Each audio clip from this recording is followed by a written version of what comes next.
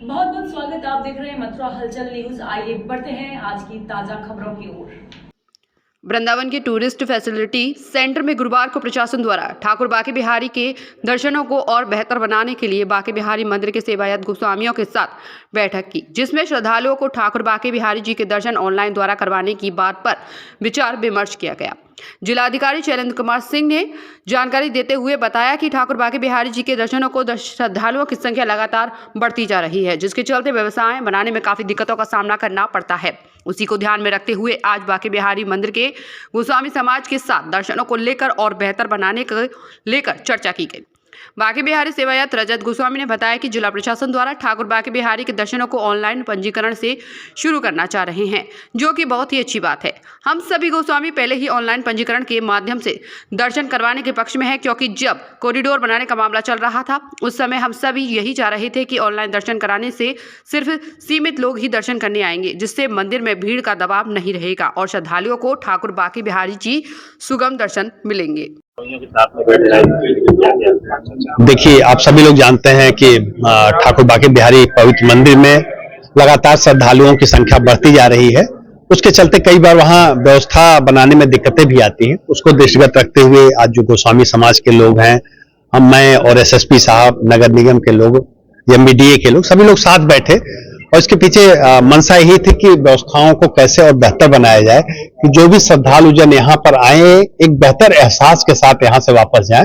इसका हम लोग प्रयास कर रहे हैं और उसकी शुरुआत वहां से होती है कि जब श्रद्धालु आते हैं तो अपनी गाड़ी कहाँ पार्किंग करें, पार्किंग करने के बाद वो मंदिर तक कैसे पहुंचे, फिर मंदिर के अगर गेट पर पहुंच गए हैं तो मंदिर के अंदर किस तरह से उनको दर्शन कराया जाए, फिर वापसी में अगर उनको कुछ खरीदारी करना है, खरीदारी करते हुए फिर अपने पार्किंग स्थलों पर आए और अपने वाहनों से वापस चले जाएं। इस दौरान हर चीज का उनके आने से लेकर के उनके प्रस्थान होने तक सारी की हमारी सीसीटीवी रिकॉर्डिंग होनी चाहिए, हमारे जो रूट्स हैं वो सही दशा में होने चाहिए, जो स्ट्रीट लाइट है वो सही दशा में होनी चाहिए, प्लस जो मंदिर की अंदर की व्यवस्थाएं जो हम तत्काल कर सकते हैं, मे बी कि उसमें कुछ ऐसे इश्यूज हैं जो जुडिशियल आदेश से आच्छादित है, उसको उस लेवल पे भी हम लोग लेके जाएंगे। चाहे स्थानीय कोर्ट में ले जाना होगा, चाहे माननीय उच्च न्यायालय में ले जाना होगा, हम उस स्तर पर भी ले जाएंगे। तो अभी हम लोगों का मनसा थी कि गोस्वामी समाज के लोगों से बातचीत करके एक आम सहमति बनाई जाए, जिससे ये जो भी श्रद्धालु आए उनको एक बेहतर व्यवस्था हम उपलब्ध करा सकें।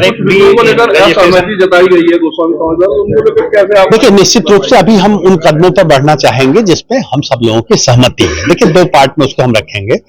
एक तो उसको भी जैसे तात्कालिक उपाय भी दो पार्ट हो गए कि जिसमें गोस्वामी समाज के लोगों की सहमति है, जिसमें सहमति नहीं है तो उनकी असहमति का क्या कारण है, हम भी उसको थोड़ा स्टडी करेंगे। लेकिन जो सहमति है जिसमें कोई असहमति नहीं, कम से कम उतना पार्ट भी हम लागू करा दें तो हमें लगता है कि यहाँ की व्यवस्थाओं में बहुत ज्यादा सुधार है। देखिए, अभी बिंदु वाइज तो अभी बात नहीं करेंगे, आप लोग सभी साक्षी थे जो कुछ बातें हुई है, तो अभी हम इसलिए कोई बात नहीं करना चाहते हैं कि मे बी कि यहाँ जो लोग उपस्थित हों उसमें से सहमत हों, उनके अलावा भी कुछ लोग जो असहमत हों, तभी व्यापक तौर पे हम लोग चर्चा पर चर्चा करें। हमारा है कि एक सौहार्दपूर्ण माहौल बनाया जाए और मुझे लगता है गोस्वामी समाज के लोग भी हमसे ज्यादा चिंतित हैं यहाँ की व्यवस्थाओं को बनाने के लिए, तो मिलकर के हम व्यवस्थाएं बनाएंगे और निश्चित रूप से बिहारी जी की कृपा है हम लोगों के ऊपर और व्यवस्थाएं बनेंगी।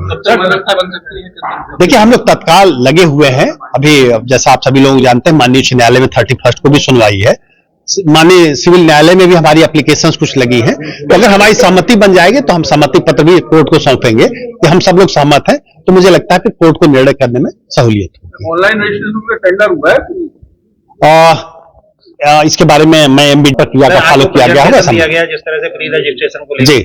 देखिए, प्री रजिस्ट्रेशन हम लोग एक प्रयास कर रहे हैं कि जैसे लोगों को ये जानकारी नहीं होती है कि मंदिर में किस दिन ज्यादा भीड़ है, किस दिन कम भीड़ है। तमाम बाहर के लोग होते हैं, जब यहाँ आते हैं तो उनको पता लगता है कि यहाँ बहुत ज्यादा भीड़ है, तो हम लोग रजिस्ट्रेशन के बारे में सोच रहे हैं, जिसमें अलग अलग घंटे के लिए, जैसे एक घंटे में हम लोग हर घंटे के लिए लगभग 5000 क्षमता के बारे में सोच रहे हैं कि उतने लोग दर्शन करने आएंगे और उसका निःशुल्क रजिस्ट्रेशन करा सकते हैं, ऑनलाइन भी करा सकते हैं, ऐप के माध्यम से भी करा सकते हैं।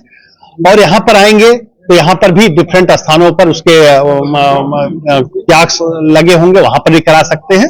तो उससे उनको सहूलियत हो जाएगी कि मान लीजिए दिल्ली से कोई व्यक्ति यहाँ आना चाहता है, उसको मालूम है कि संडे को बहुत भीड़ है, तो मे भी कि अपना प्रोग्राम वो 1-2 दिन आगे डेफर करके मंडे या ट्यूसडे का प्रोग्राम बना लेंगे, जिससे उनको भी सहूलियत रहे और हमें व्यवस्था बनाने में भी सहूलियत रहे।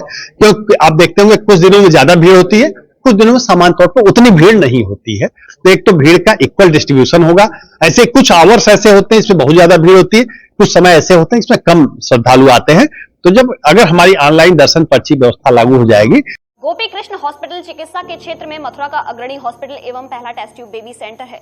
IVF में 70% सफलता, स्त्री रोग विभाग में high risk delivery, caesarean operation, hysterectomy आदि बेहद अनुभवी एवं क्वालिफाइड लेडी डॉक्टरों द्वारा किए जाते हैं। मॉड्यूलर OT एवं हाईटेक मशीनों से फिजियोथेरेपी, एम्स दिल्ली एवं CMC बेल्योर द्वारा certified pathology. Gopi Krishna hospital में Ayushman card, ESI card, BSNL के कार्ड, रेलवे के कर्मचारियों के कैशलेस इलाज की सुविधा। लगभग सभी इंश्योरेंस कंपनियां एवं TPI कार्ड धारकों को कैशलेस इलाज की सुविधा।